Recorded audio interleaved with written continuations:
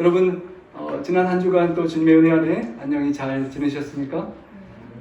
여러분 인플레이션, 스태그플레이션 이런 경제 위기에 관한 이야기를 뉴스를 통하여 많이 들으셨을 것입니다. 우리 박 집사님이 우리 교수님 모시고 먼 길 오시느라고 우리 기름값을 많이 소모하셨으리라 생각됩니다. 예전에 오셨던 비용에 비해서 상당한 많은 비용을 들여야만 우리 먼 거리 여행을 오실 수가 있습니다. 여러분 기름을 넣으시면 확실히 차이가 나시죠? 저희도 미니밴은 최대한 운전하지 않고 작은 차를 운전하는데도 그 조그만 차가 예전에 미니밴 넣던 것 못지않게 이렇게 기름을 넣게 되는 것을 보고 실감을 하고 있습니다. 많은 물가들이 실제적으로 올라갔습니다. 중고차를 제가 토요타 미니밴이 리콜이 와서 고치러 갔더니 진열대에 차들이 하나도 없고 전기차를 한번 혹시나 가격을 물어봤더니 엄청나게 비싸게 말하고 그 차도 없는 것을 보았습니다. 실제로 여러분 장 보러 가면 많은 그런 놀라운 입이 떡 벌어지는 그런 영수증들을 받아보시고 계실 텐데요. LA에서 아틀란타를 오는 비용이 2019년도 비해요 약 65%나 이렇게 비행기 값이 올랐다고 합니다. 이 화면에 이 표지는 한 1, 2년 전의 모습인데요. 지금으로 하면 미국보다 훨씬 놀라는 표정을 지어야 되겠죠. 지난 5월에 8.6%로 그 인플레이션이 올라서 1981년 이후로 41년 만에 가장 높은 인플레이션을 우리가 경험하고 있다고 합니다. 제가 미국에 온 지 이제 2년 돼가니까요. 아직 미국 생활을 오래 하지 않았는데 미국에서 40, 50년 사신 성도님들을 정말 최고의 인플레이션을 겪고 있는 것입니다. 앞으로 어떻게 될지 이야기들이 다 다양합니다. 컨트롤을 연방정부에서 할 수 있다고도 하고 아니면 계속 컨트롤하지 못하여 더 힘들어질 것이라고도 이야기를 합니다. 실제로 평상시에 많은 사람들이 안정적으로 저축해 주었던 우리 자녀들을 위한 학자금이나 또 은퇴하시면 활용하실 은퇴연금 등이 가치가 많이 떨어져 버린 상태가 되었습니다. 많은 분들이 하지는 못하시겠지만 우리 주식에 투자하신 분들도 많은 주식의 하락으로 이렇게 놀라는 그런 상황이 벌어지고 있다고 합니다. 주식이 많이 떨어졌을 시기가 몇 번 있었는데 닷컴 버블 때 4.6 트릴리언이 없어졌고 글로벌 인플레이션 크라이시스 때 2.3 코비드-19 2020년도 3월경에 4.4 트릴리언이 없어졌는데 요 사이 7.6 트릴리언의 돈이 그렇게 사라지고 있다고 합니다.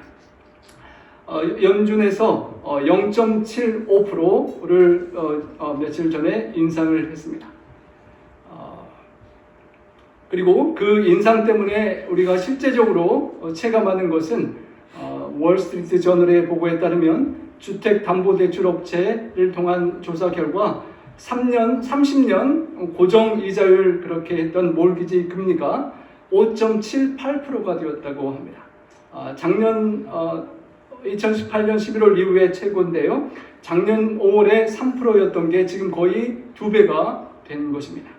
그래서 작년에 집을 사지 못하시고 올해까지 기다리신 분들은 같은 집을 사는데도 약 100만 원 정도 740불 이상을 매월 내야 되는 그런 어려운 형편에 처하게 되었습니다. 정말 집을 아직 구하지 못한 이들에게 참으로 힘든 그런 상황인데요. 지난 주 중에 여러분 이런 뉴스를 보신 적이 있으실 것입니다. 제가 어머님이 혹시 오시게 되면 이곳에 꼭 가보고 싶은 마음이 있었는데 어머님이 사정상 못 오신 게 다행인 것 같은데요. 옐로우스톤입니다. 제가 아직 가보지 못했는데 처음으로 몇십 년 만에 이렇게 집이 떠내려가는 폭우로 정말 물가가 몰기지 때문에 집값 부담이 큰데 이 집주인은 내 집이 그냥 이 갑작스러운 홍수에 떠내려가는 그런 어려움을 겪기도 했습니다. 여러분 저런 어려움은 아니지만 다양한 형편과 상황에서 우리 성도님들 경제적인 약간의 신경이 쓰이고 또 스트레스가 오고 주변에 그런 어려운 분들을 보시게 될 것입니다. 글로벌 CEO 10명 중에 6명이 지난주에 이렇게 내다보기를 10명 중에 6명 이상이 내년 2023년 말까지 큰 경기 침체에 직면할 것이라고 그렇게 내다보고 보고를 했다고 합니다. 연준에서 0.75% 금리를 올리기 전에 보았던 일이기 때문에 어쩌면 더 큰 비중으로 걱정하고 염려하는 그런 상황들이 있는 것을 우리가 볼 수 있고요. 그래서 우리가 연준에서 어떻게 그것을 막아보려고 노력하는 것처럼 우리도 그런 영적인 또 경제적인 현실적인 준비가 필요하다고 생각됩니다. 짐바브웨의 인플레이션이 아주 심했을 때 달걀 3개에 100조 달러가 필요했다고 합니다. 2018년 베네수엘라 물가 상승률이 우리 한국이 1.5% 상승했을 때 13만 %가 올랐다고 하는데요. 무료로 무상으로 주택과 교육을 제공하는 그런 상황 속에 컵라면 육개장 하나에 130만 원, 커피 한 잔에 530만 원이라는 게 좀 소설의 이야기 같은데 실제적으로 그렇게 인플레이션이 그렇게 일어날 수 있었다는 것입니다. 100조 달러로 사는 달걀 3개. 우리 어마어마한 인플레이션의 현실을 보고 돈이 얼마나 쓰레기 같든지 그 돈으로 이렇게 공예품을 만들어서 진열할 정도로 돈의 가치가 없어지는 그런 이야기들을 우리가 보고 듣게 되는 것입니다. 성경에도 인플레이션의 이야기가 몇 가지가 있습니다. 밥상의 물가가 급등해서 백성들이 고통한 이야기가 열왕기하 6장 7장에 나오는데요. 초고속으로 물가가 상승하고 폭등한 하이퍼 인플레이션과 같은 이야기입니다.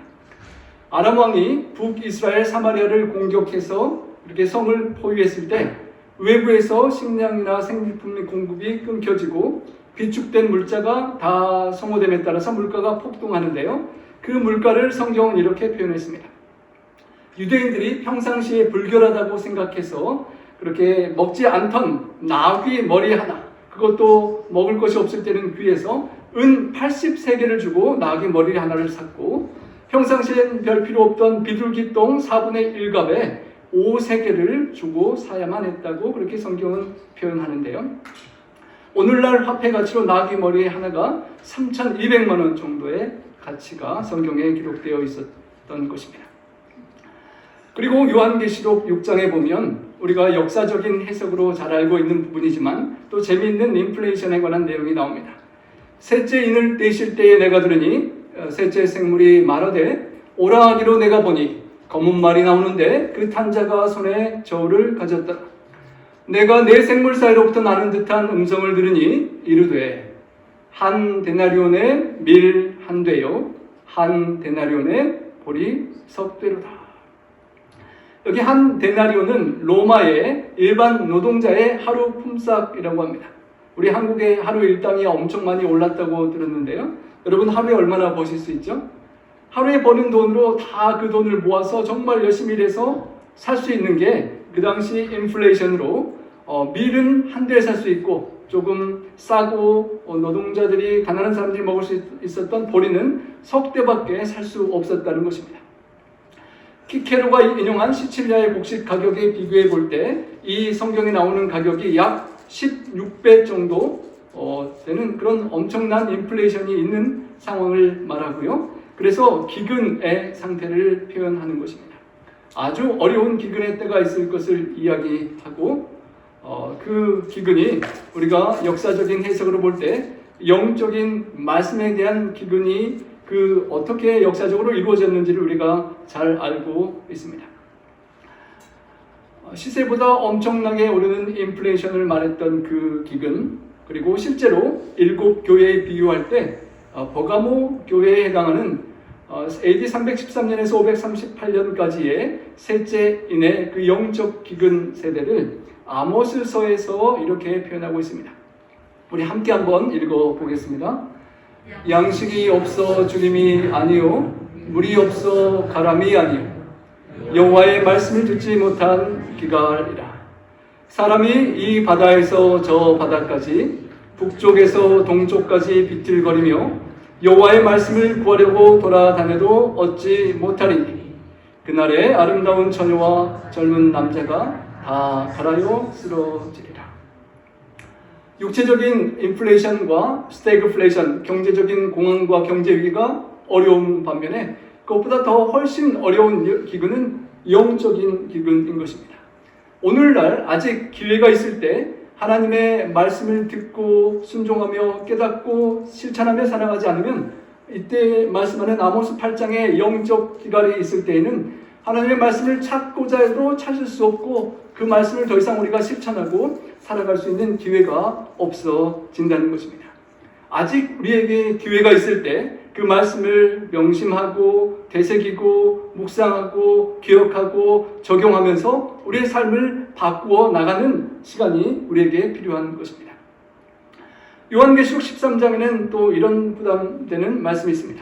그가 모든 자, 곧 작은 자나 큰 자나 부자나 가난한 자나 자유인이나 종들에게 그 오른손에나 이마에 표를 받게 하고 누구든지 이 표를 가진 자 외에는 무엇을 못하게 한다고요?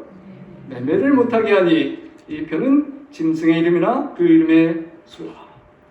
여러분, 지금은 인플레이션 때문에 돈이 많이 나가서 좀 스트레스 받는 정도인데 성경에 예언된 때가 오면 짐승의 우상을 세우고 짐승의 표를 받지 않는 사람은 사고 팔고 할 수 없는 정말 어려운 때가 온다는 것입니다. 그 때를 우리가 느끼고 준비하며 살아가는 성도들로서 정말 어떻게 하나님의 말씀에 따라서 영적인 기갈이 오기 전에 영적인 말씀을 우리 삶에 실천하고 적용하며 그 말씀의 약속을 경험하는 우리의 삶이 되어야 할 것입니다. 참으로 많은 영적 우리 선구자들이 말씀에 따라 살았지만 오늘은 요한 웨슬레의 삶 속에 어떻게 그가 경제적으로 하나님의 말씀에 따라 실천하고 살았으며 우리에게 모본을 보여주고 또 교훈을 주었는지 그의 삶과 교훈을 기초로 우리의 삶에 좀 적용을 해보기를 원합니다. 18세기에 영국을 부흥시키고 또 감리교회를 창설하는 데 하나님의 쓰임을 받았던 인물입니다. 설교를 통하여 또 조수를 통하여 그는 엄청나게 많은 돈을 벌었다고 합니다. 독신 남자가 혼자 살아가는데 30파운드면 되던 그 시절에 웨슬리가 저술과 강연을 통하여 1,400파운드를 벌었다고 합니다. 그렇게 돈을 많이 벌었던 그가 돈을 어떻게 쓰고 벌고 살아야 되는지를 이렇게 가르쳤는데요. 그는 그 깨달음을 얻기 전에 어린 시절 아주 쪼들리고 가난한 어려운 시절을 경험하고 살았다고 합니다. 아버님이 사무엘 웨슬리 아버님이 영국에서 가장 월급을 적게 받는 교구에서 사역하는 영국의 성공회 목사님이었다고 합니다. 그리고 그 집에 자녀들이 9명이나 있어서 언제나 그 뒷바라지 하는데 빚에 시달렸다고 합니다. 심지어는 아버지가 그 빚을 갚지 못해서 감옥으로 끌려가는 것도 보았고 자신이 아버지의 뒤를 이어 목회를 하면서 재정적인 그런 기대는 하나도 할 수 없는 그런 경험을 하면서 자라났던 그였습니다. 그가 가르쳐준 3가지 기본 원칙이 있습니다. 여러분 기억하시기 쉽겠죠? 한번 해볼까요? On, save, give. 3가지입니다. 여러분 아주 쉽죠? 우리가 당연히 돈을 벌고 어떻게 벌고 어떻게 모으고 저축하고 어떻게 써야 되는지 all you can. 여러분 뷔페 써져 있는 것 같아요. 뷔페 가면 먹고 싶은 대로 여러분 드실 수 있는 대로 드시라고 하는 그런 표현인데 벌 수 있는 대로 벌고 저축할 수 있는 데까지 저축하고 줄 수 있는 데까지 주라라는 그 원칙을 가르쳐 주셨습니다. 과연 그가 어떻게 살고 실천했는지 한번 나는 과연 어떻게 하고 있는지 한번 생각해 보기를 원합니다. 첫 번째, 벌 수 있는 만큼 벌어라입니다. 여러분 이거는 우리 다 잘하시는 것 아닙니까? 특별히 우리 한국인들 자랑스럽게 미국 땅에 와서 다른 민족들보다 정말 악착같이 벌 수 있는 만큼 잘 벌고 왔습니다. 하지만 존 웨슬리 목사님은 돈을 벌되 우리 영혼과 정신과 육체에 손해가 가지 않을 정도로 그리고 나의 버는 그 과정에서 이웃 사람들에게 그런 해를 입히지 않도록 주의하라라고 가르치면서 건전한 정직한 돈을 버는 것을 가르쳤습니다. 잠언 20장 29절에 내가 자기 사업에 근실한 사람을 보았느냐? 이런 사람은 왕 앞에 설 것이요 천한 자 앞에 서지 아니하리라는 말씀처럼 우리가 무슨 일을 하고 있든지 간에 성실하고 신실하게 살아가면 우리는 경제적으로 크게 두려울 것이 없는 것입니다. 왕 앞에 설 것이고 하나님 앞에 서게 될 것인데요. 에베소서 4장 28절도 이렇게 말합니다. 도둑질하던 사람이 있으면 그 과거의 도둑질은 그만두고 오늘 새롭게 새로운 마음으로 일을 시작하십시오. 그 손으로 열심히 일하고 오히려 이웃의 어려운 사람들을 도우며 살아가십시오. 여러분 우리가 뭐 도둑질할 일은 거의 없는 삶을 살아가겠지만 이번에 스티뮬러스 우리 공짜 정부의 돈을 받으며 여러분 어떤 생각을 하셨습니까? 우리 주변에 상당히 많은 분들이 알게 모르게 그 돈을 받으면서 일을 평상시 하실 수 있는데 괜히 일해서 뭐하나 이거 그냥 돈 받고 일 안 해도 되는 그런 상황들이 많이 벌어지지 않았습니까? 그래서 공짜 쉽게 버는 돈을 받고 그냥 휴가도 누리고 했던 주변의 많은 사례들을 우리가 보고 경험하였습니다. 쉬운 돈, 공짜 돈을 기대하지 말고 우리 하나님께 주신 손과 건강과 에너지로 성실하게 일을 하고 생산하고 그리고 주변의 어려운 사람들을 나누며 살아가라는 것입니다. 그렇지 않은 공짜 돈을 많이 바라고 욕심내고 심지어 도둑질하는 사람까지 많으면 많을수록 인플레이션의 문제는 더욱 커져갈 수밖에 없기 때문입니다. 신명기 25장 15절에는 이렇게 말합니다. 오직 10분 공정한 저울추를 두며 10분 공정한 되를 둘 것이라. 그리하면 내 하나님 여호와께서 내게 주시는 땅에서 내 날이 장구하리라.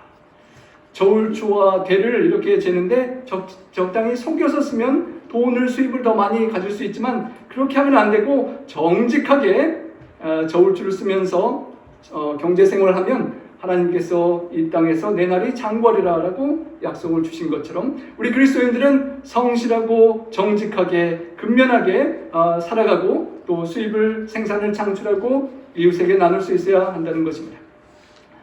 첫 번째 원칙은 여러분들 다 잘 아시는 원칙입니다. 두 번째 원칙 우리가 잘하고 있는지 한번 살펴보겠습니다. Save all you can. 여러분 얼마나 많이 저축해 두셨습니까? 기름값 조금 올라도 별로 걱정 안 하시죠? 조금 우리 저축해 둔 거 조금 더 쓰시면 되니까요. 우리 한국 분들이 저축을 잘 하시고 자녀들 위해서 손주들 위해서 저축을 잘 하십니다. 잔 웨슬레 목사님은 단순히 육신의 정욕, 안목의 정욕, 이생의 자랑을 만족시키는데 돈을 쓰지 말고 거기 들어갈 돈들을 모으고 저축하라라고 그렇게 권면하셨습니다.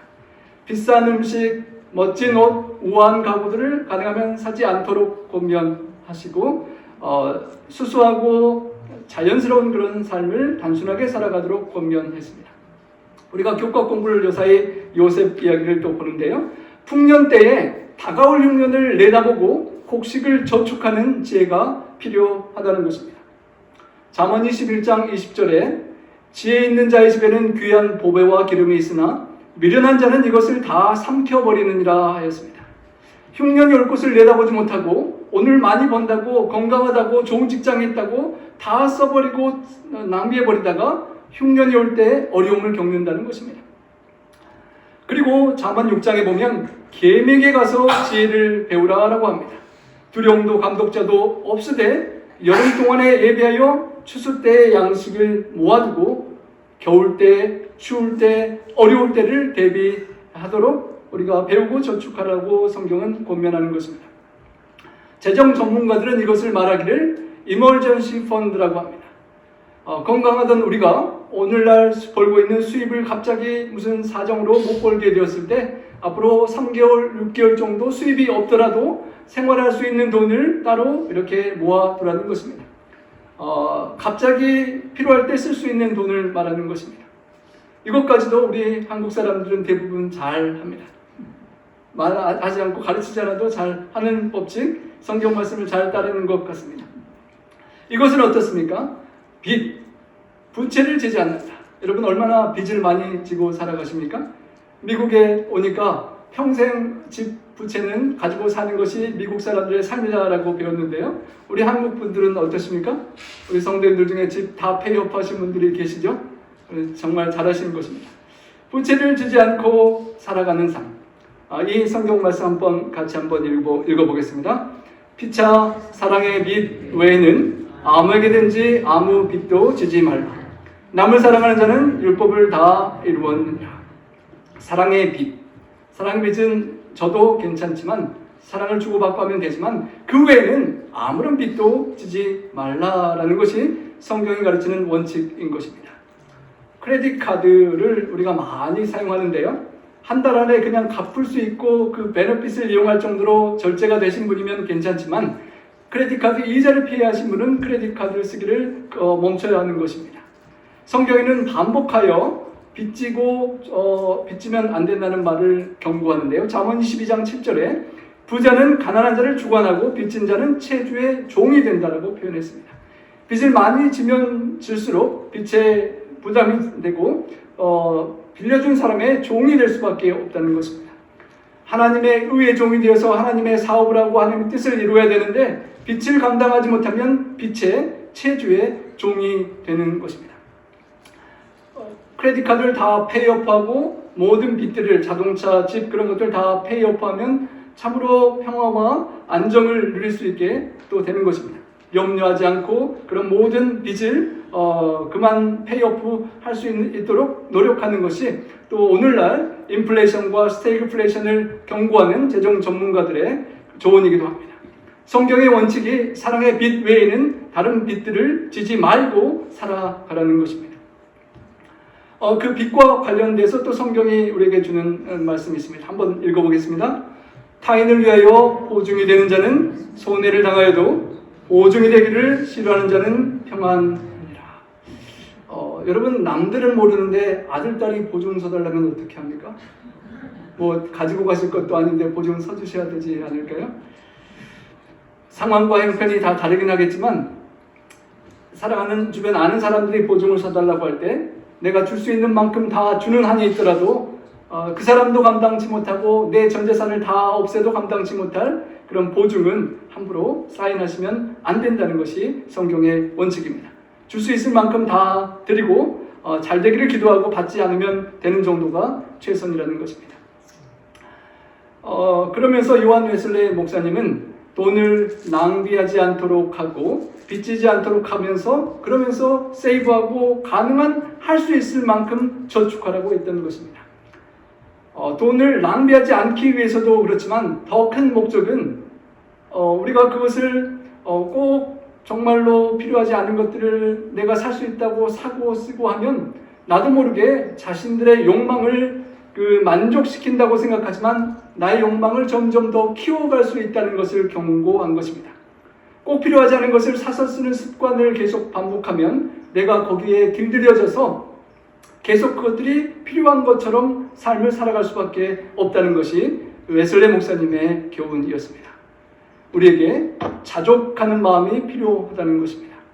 자족하는 마음이 있으면 더 살려고 하지 않고 더 이렇게 낭비하려고 하지 않을 수가 있겠죠. 자족하는 마음이 있으면 경건이 큰 이익이 된다고 하셨습니다.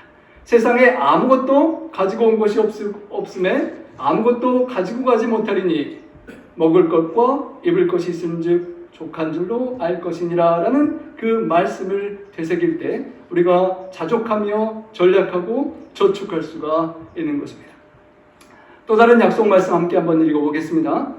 돈을 사랑하지 말고 있는 바를 족한 줄로 알라. 그같이 말씀하시기를 내가 결코 너희를 버리지 아니하고 너희를 떠나지 아니하리라 하셨느니라. 그러므로 우리가 담대히 말하되 주는 나를 돕는 이시니 내가 무서워하지 않겠노라. 사람이 내게 어찌하려 하노라. 여러분 돈이 인플레이션으로 다 사라져버리는 것 같을 때 집이 혹시 폭우로 떠나려 가버리고 혹시나 내 집이 산불로 캘리포니아 산불로 다 타버리거나 대지진 빅원이 우리 캘리포니아에 나서 보험 우리 지진보험은 대부분 없으시잖아요. 내 집이 두동강이 나버렸다 할지라도 결코 너희를 버리지 않고 떠나지 아니하시겠다고 하신 하나님이 내 곁에 계시고 나를 돕는 이시기 때문에 내가 무서워하지 않겠노라. 집 한 채 없어져도 땅의 반으로 갈라져도 옆쪽에 텐트 치고 주님과 함께 살면 괜찮다는 것입니다. 사람이 내게 어찌하려. 그만한 믿음의 담력이 우리에게 함께 있기를 소망합니다. 그러기 위해 우리가 더욱 주님에 대한 신뢰가 필요할 것입니다. 인플레이션과 스태그플레이션, 수많은 리세션과 같은 경제적인 어려움이 우리 앞에 현실로 다가온다 할지라도 주님을 붙잡고 나를 도우시는 하나님과 함께 그 하나님께 상담하고 자문하고 기도하며 그렇게 살아가면 우리는 담대하게 주님을 기다릴 수 있을 것입니다. 두 번째 저축까지는 정말 우리가 잘 합니다. 그래서 예수님의 비유를 보면 저축을 잘하는 것이 능사가 아니라는 것을 또 생각하게 됩니다. 우리가 너무도 잘 아는 한 부자의 이야기입니다. 밭에 소출이 풍성해서 신중에 고민하게 되었습니다. 곡식이 너무나 많이 생산되는데 이 곡식을 어떻게 하면 좋을까? 어떻게 하면 좋죠? 저축해야죠. 그렇게 쌓아둘 곳을 고민하다가 연구하다가 가난한 사람들은 고민하지 않는 고민을 하게 됩니다. 여러분, 주식이 없는 분들은 주식이 아무리 폭락해도 아무 걱정 없죠? 여러분, 2008년도에 어떠셨습니까? 저는 지금 이번에 겪는 그 경제 상황을 이제 2008년도에 14년여 지났잖아요. 화폐 은퇴연금이 조금 더 쌓이니까 이제 조금 신경이 쓰이더라고요. 2008년도에는 그렇게 경제 위기가 미국을 휩쓸고 갔지만 교회 전도회, 어린이 성경학교 그런 쪽에 신경을 잘 썼지 아무 걱정 없이 2008년도가 지나갔던 것을 기억합니다. 하지만 부자는 뭔가 가진 것이 더 많은 사람은 경제적인 고민을 더 하게 되는 것인데요. 부자가 고민을 합니다. 이 많은 곡식 열매를 어떻게 하면 좋은가? 교회 건축 헌금도 하고 어려운 성도님들 도와주고 친척 자매 도와주고 하면 좋을 텐데 그 사람은 이렇게 생각했습니다. 큰 곳간을 짓고 많이 쌓아두고 남은 생애를 평생 재밌게 누려야지라고 생각을 했습니다. 그것이 우리 대부분의 평범한 그런 생각일 것입니다. 재물을 나에게 손해되게 쌓는 전도서 5장 13절의 주인공이 되는 것입니다. 현재 곡간을 헐고 크게 짓고 모든 곡식과 물건을 쌓아두리라. 웨슬리 목사님의 두 번째 원칙, 할 수 있는 대로 모아두고 저축하라, 잘 실천하고 있습니까? 이분이 거기까지는 잘 실천한 것 같습니다. 하지만 실물교훈 20장에 보면 이렇게 표현해 두었습니다. 이 사람은 하나님도 마치 없고 천국도 없고 이 땅 이후에 내세의 세계도 없는 것처럼 살았다라고 그렇게 표현했습니다. 어리석은 자는 이르기를 마음에 하나님이 없다 하도다라고 그렇게 표현했는데요. 여러분, 우리는 하나님이 계신다고 믿고 하나님의 주님의 재림을 기다리고 하늘나라에 살 것을 소망하며 살아갑니다. 그런데 문제는 우리가 실제적인 경제 생활을 살아가는 모습을 보면 정말 내가 하늘에 얼마나 저축을 해두고 정말 내가 하늘 창고에 얼마나 준비를 해두었는지 정말 하늘이 없는 것처럼 나는 오늘의 현실을 살아가고 있지 않는지 돌이켜볼 수밖에 없는 그런 모습이 이 곡식 수확이 많은 사람의 모습 속에 나 자신을 보게 되는 것입니다. 내 영혼에게 말하되 영혼아 여러 해 쓸 물건을 많이 쌓아두었으니 평안히 쉬고 먹고 즐거워하자 하리라 라고 좋아했습니다. 아무리 인플레이션, 스태그플레이션이 와도 어마어마한 미국의 부자들은 아무 걱정 없이 가고 싶은 것 다 가고 먹고 싶은 것 다 먹고 즐기고 싶은 것을 다 즐기며 살아가는 것입니다. 하나님께서 뭐라고 말씀하셨죠? 어리석은 자여 오늘 밤에 내 영혼을 도로 찾으리니 그러면 너의 준비한 것이 누구의 것이 되겠느냐? 남편이 빨리 가면 아내의 것이 되겠죠? 남편과 아내가 같이 여행하다 혹시 이 상황이 벌어지면 자녀의 것이 되겠죠. 가족이 다 그러면 모르는 사람에게 가겠죠. 하나님 앞에 부유하지 못한 자, 자기를 위하여 재물을 쌓고 하나님께 부유하지 못한 자가 이와 같으니라 라고 말씀하셨습니다. 우리는 이 부자처럼 하나님을 깜빡 잊고 살아가는 때가 많다는 것입니다.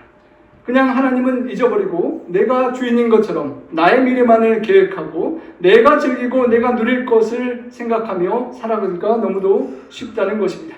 내가 쉬고 내가 잘 먹고 내가 마시고 내가 여행 가고 즐거워하며 살고 싶은 나의 모습인 것입니다. 교회 정원 5권에는 이런 말씀이 있습니다. 지금은 하나님의 백성들이 세상에 그들의 애정을 두거나 그들의 재물을 쌓아둘 때가 아니다.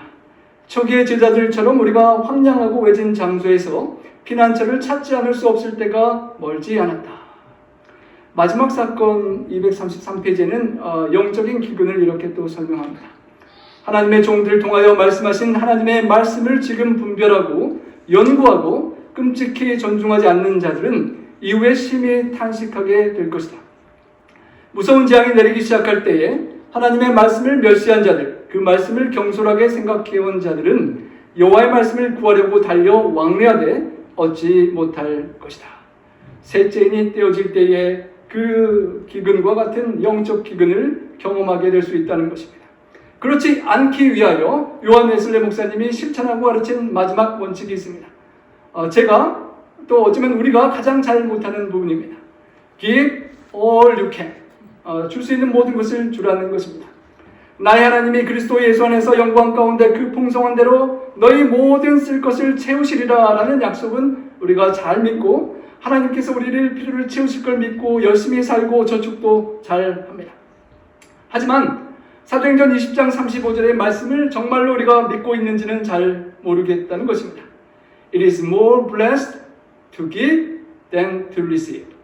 주는 것이 받는 것보다 더 복되다라고 친히 말씀하신 예수님의 말씀을 따라 사도 바울이 그렇게 실천하고 살았는데 우리는 받고 모으고 저축하는 것까지는 좋은데 하나님께 주고 이웃에게 주고 다 나누라 그러면 좀 부담이 되는 것이 현실인 것입니다. 고린도후서 9장 8, 9절에는 하나님이 모든 은혜를 넘치게 하셔서 모든 것이 넉넉하여 착한 일을 넘치게 하려 하십니다. 기록된 바 그가 흩어 가난한 자들에게 주었으니 그의 의가 영원토록 있느니라 함과 같으니라. 많이 모은 것들을 기회가 될 때마다 흩어 가난한 자들에게 나누어주고 힘든 그들을 위로하고 도와줄 때 그의 의가 영원토록 있느니라 약속하셨는데 그 영원토록 있는 영원한 투자에 우리가 연약한 모습을 보이지 않는가 하는 것입니다. 다 함께 한번 읽어보겠습니다.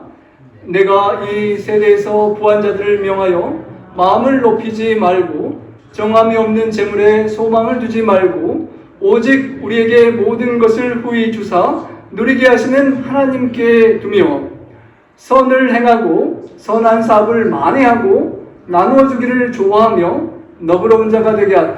이것이 장래에 자기를 위하여 좋은 터를 쌓아 참된 생명을 취하는 것이니라. 여러분, 이 어려운 세대, 정말 말세, 세상 사람들이 보기에도 말세인 전쟁과 기근과 경제적인 어려움과 자연재해와 수많은 것들이 벌어지는 이때에 부한 자들, 테슬라 오너나 다른 부자들이 아니라 이 미국 땅에 살아가는 오늘 대한민국 우리 한국인들 부한 세계적인 퍼센티지로 볼 때 부자인 우리들에게 하나님께서 말씀하시기를 마음을 높이고 정함이 없는 재물을 의지하고 소망을 두지 말고 모든 것을 주셔서 누리게 하시는 하나님께 두라는 것입니다. 경제가 막 혼돈스럽고 물가가 막 요동치고 할 때 세상 사람들은 어느 곳에 투자했던 것을 빼서 어느 곳에 더 안정적으로 투자할 것인 것을 연구하며 고민합니다. 그리고 하루라도 빨리 옮겨야만 손해를 많이 보지 않는다라고 생각하고 한동안은 인플레이션을 가장 예방할 수 있는 것이 암호화폐라고 그래서 많은 사람들이 그것을 이렇게 방어처럼 투자해두기도 했다가 이번에 정말 많은 것을 잃는 것을 보게 됩니다. 여러분, 세상 사람들이 정신을 똑바로 차린다고 생각하면서 많은 것을 듣고 정보를 모으면서 이렇게 재정을 움직이고 있을 때 우리도 정신을 똑바로 차리고 우리의 재정을 옮겨둬야 됩니다. 안전한 곳으로, 후회하지 않을 곳으로 우리 하나님께 두어야 한다는 것입니다. 선을 행하고 선한 사업을 많이 하고 나누어 주기를 좋아하고 너그러운 자가 되는 경건의 연습을 기회가 있을 때 아직 영적 기갈이 오기 전에 오늘날 실천해야만 한다는 것입니다. 그것이야말로 장래에, 무서운 장래, 두려운 장래, 핍박과 매매를 하지 못하는 어려움이 올 그 장래가 온다 할지라도 자기를 위하여 안정된 좋은 터를 쌓아두고 아무 두려움 없이 참된 생명과 영원한 생명을 취하는 준비를 할 수 있는 것이라는 것입니다. 요한 웨슬레 목사님은 가르쳤을 뿐만 아니라 본인이 그렇게 살아가셨습니다. 어렸을 때 가난한 집에서 살아가면서 아버지 목사님 뒤를 이어 목회를 하면서 어려운 삶을 각오하고 살아갔지만 뜻밖의 하나님은 그에게 축복을 주셨습니다. 아버지처럼 가난한 교구의 목사가 아니라 옥스퍼드 대학교에서 가르칠 수 있는 기회가 주어져서 링컨 대학교의 교직원으로 선출되고 재정 형편이 엄청나게 좋아졌습니다. 많은 돈을 벌면서 상대적인 부를 즐기고 자신도 모르게 그 당시에 카드 놀이를 하고 담배도 피우고 브랜디를 사는데도 돈을 썼었다고 합니다. 그러다가 그의 생애의 관점이 바뀐 한 가지 사건이 있었습니다. 어느 날 자신의 방에 걸어두기 위해 멋진 그림을 값을 막 치르고 산 다음에 하녀들 가운데 하나가 그의 방으로 들어왔다고 합니다. 아주 추운 겨울날이었는데요. 하녀가 아주 얇은 마직으로 된 겉옷 외에는 자신의 몸을 추위로부터 막아줄 아무것도 입은 것이 없다는 사실을 깨닫게 되었습니다. 그래서 불쌍한 마음에 그 추워하는 하녀에게 따뜻한 코트를 하나 사주려고 허주머니에 손을 넣었는데 그림을 사는데 돈을 너무 많이 써서 코트를 사줄 만한 돈이 없는 것을 알게 되었습니다. 그리고 그가 자신을 돌아보게 되었습니다. 과연 주님께서 나에게 잘하였도다 착하고 충성된 종아라고 말씀해 주실 것인가? 이 가난한 여인을 추위로부터 막아줄 수 있었을 그 돈으로 나의 벽을 장식한 그림을 샀으니 오 정이여 자비여 이 그림들은 이 가난한 하녀의 고열이 아니던가 라는 그 깨달음이 그에게 있었다는 것입니다. 그리고 그는 삶을 바꾸어 가기 시작했습니다. 자신이 많이 버는 돈으로 자신의 생활 수준을 높이고 즐기고 썼던 그 삶에서 바꾸기 시작했던 것입니다. 자신이 쓰는 경비를 제한하고 그럼으로써 가난한 사람들에게 줄 수 있는 돈을 점점 더 늘려갔다는 것입니다. 1731년에 있었던 그 사건 때문이었을 것이라고 사람들은 생각합니다. 그의 연간 소득이 30파운드였는데 자신의 모든 필요한 생활비를 다 쓰고 나면 28파운드가 쓰여지고 2파운드가 남은 것을 어려운 사람들에게 나누어 주었다고 기록했습니다. 그의 소득은 그 다음 해에 2배가 되었습니다. 이제 60파운드를 벌었는데 여전히 자신은 28파운드로만 삶을 영위하고 나머지 32파운드를 이웃들에게 또 나누어 주었습니다. 3년째 되는 해에 90파운드로 재정 축복이 늘었습니다. 소득이 계속 올라가지만 지출하는 경비는 여전히 28파운드로 유지를 했다고 합니다. 62파운드, 4년째는 120파운드를 벌고 92파운드를 구제하고 계속 그는 부가 늘어나면서도 자신의 생활은 똑같이 유지하고 하나님께 구별하였다는 것입니다. 그리고 웨슬레 목사님이 11조에 대하여 이렇게 얘기했다고 합니다.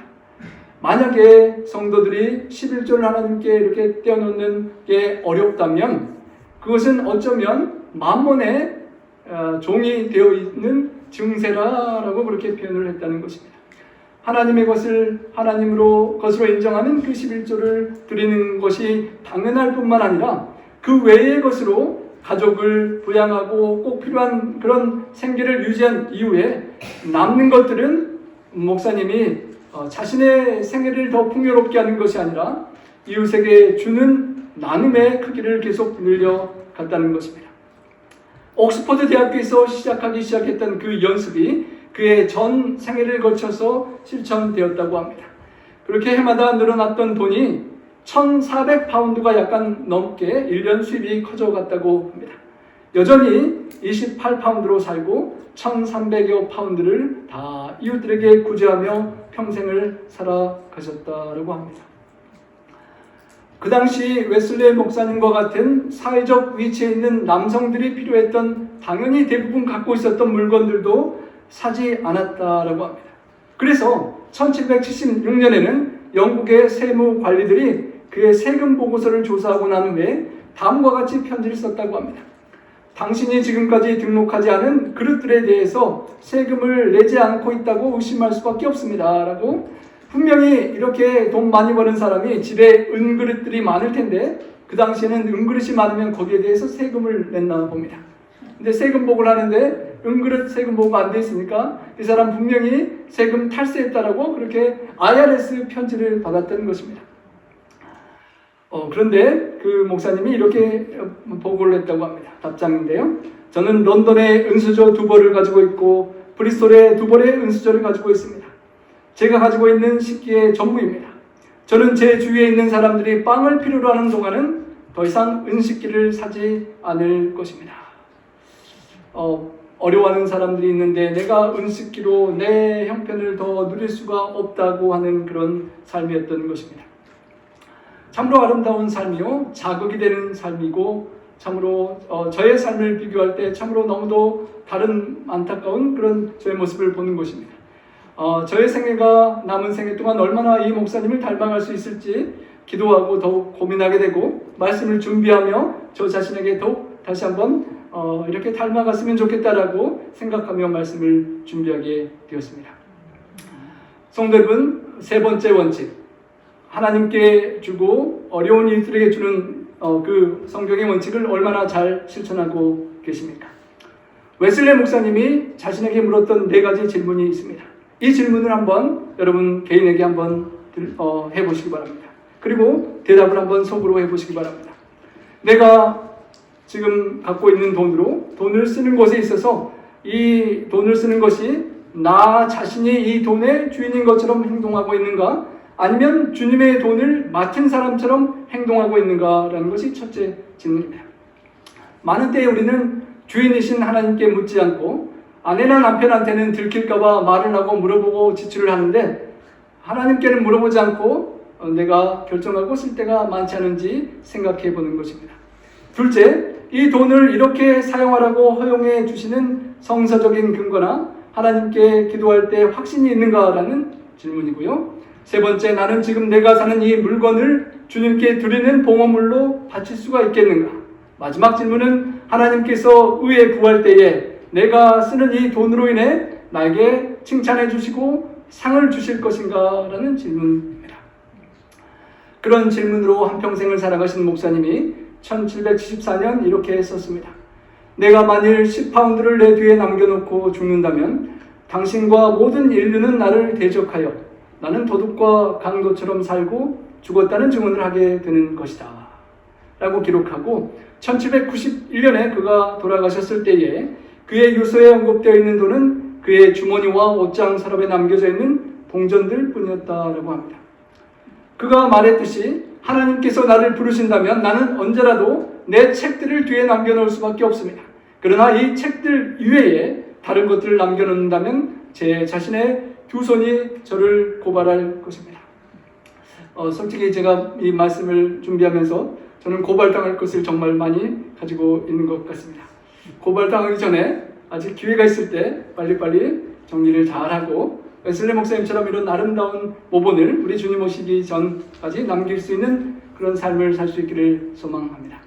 여러분, give all you can. 여러분이 하기 어려운 것, 잘 안 되는 것, 하지만 하나님께 맡기고 어려운 일에게 주면서 이 부분을 더욱 실천하는 경건의 연습을 하여서 하늘에 저축하는 연습을 정말 세계 뉴스를 들으면서 우리의 돈이 불타 사라지는 것처럼 느껴질 때 하늘에 저축하는 경건의 연습을 계속 하게 되시기를 바랍니다.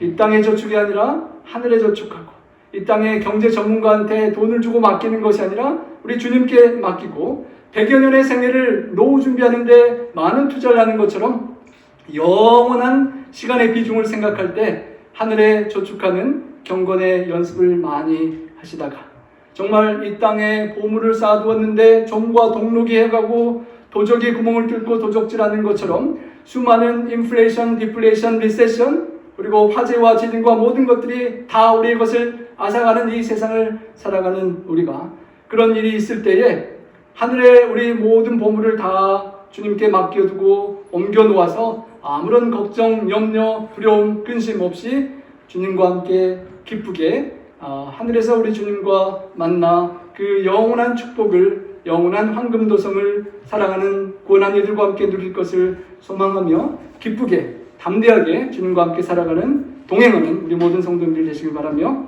말씀 드리겠습니다. 네, 다 함께 기립하셔서 헌신의 찬양 드리시겠습니다.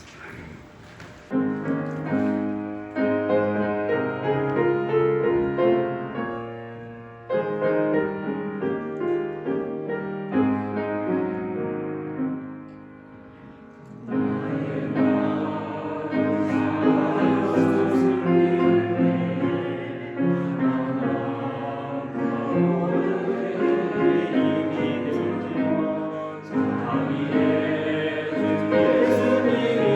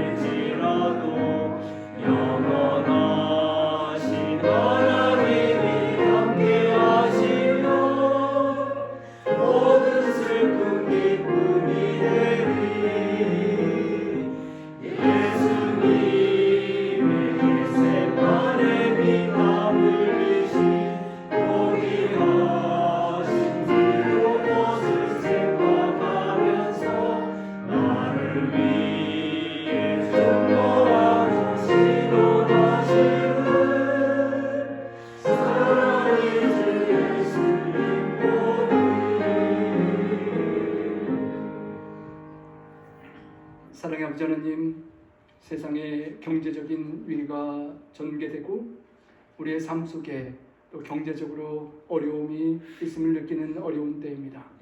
우리 성도님들 중에 또 사랑하는 가족 친지들 중에 이 어려운 때에 경제적으로 고난당할 때에 하나님 함께하여 주시고 또 우리들이 그들을 돌아보며 위로하고 함께 격려하며 하나님의 말씀의 원칙을 따라 아직 말씀을 살피고 말씀을 실천할 수 있는 영적인 풍성한 이때에 하나님의 말씀을 부여잡고 실천하는 우리 모두가 될 수 있도록 주님 도와 주시옵소서.